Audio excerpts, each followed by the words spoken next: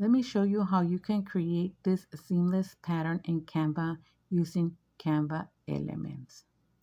We're going to go ahead and use this collection we have. I am using this collection. This is the code for it. You can enter the code when you go to elements, enter it on the search bar, just copy it and enter the code right there. This is the code. I'm going to be using these elements down here. Let me go ahead and just delete this. And let me go ahead and open this new Canvas page.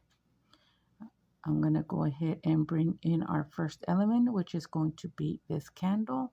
I'm going to go ahead and adjust the size right here, center it and tilt it a little bit. Right here to center it. Once we have that centered, we're going to go ahead and bring our next image, which are these cherries. I'm going to go ahead and adjust the size as well. I'm trying to make them all almost the same size. And I'm going to go ahead and center it and bring it up. Once I tilt it right here, lock it in. If you see those purple lines, that means it's locked in or is centered. I'm going to go ahead and do the same right here. And it's centered. We're going to go ahead and bring our next image, which is going to be this rose. And I'm going to put this on the corner. So this is going to be duplicated 4 times because it's going to go on each corner.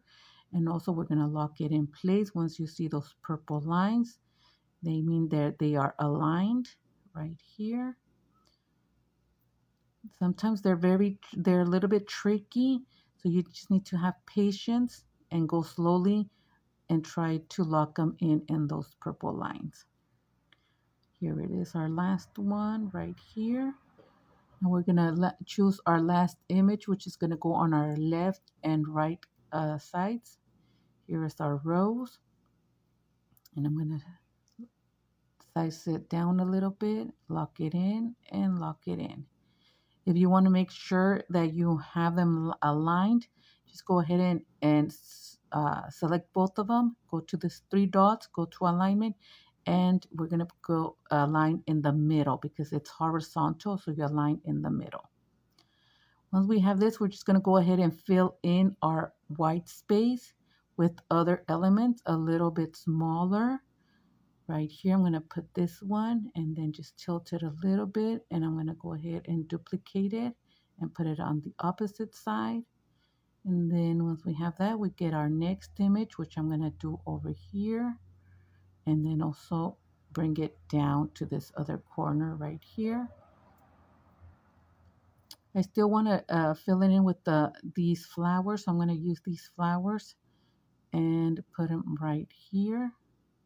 And they're going to go on these on the center right here.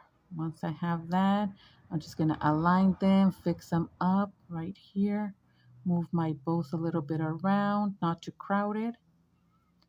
And right here. When you have it how you like it, then just go ahead and download it. I do it as a PNG transparent background. For it to be transparent, you need the Pro account for transparent background. Once we have it, we're going to open a new page and bring our image. We're going to go ahead and put it in here, and we're going to lock it in place right here. Once you see those guidelines, that means you have it, and then we're just going to duplicate it right here. I'm going to go ahead and group it. If I like this size, and then I like a smaller size, so I'm going to make my pattern even smaller right here, and then duplicate, and then select both of these that I grouped and duplicate. And this is my small pattern and my medium sized pattern. I group it, and then I'm able to change my background. So you're able to change the color of your background or add something else in your background.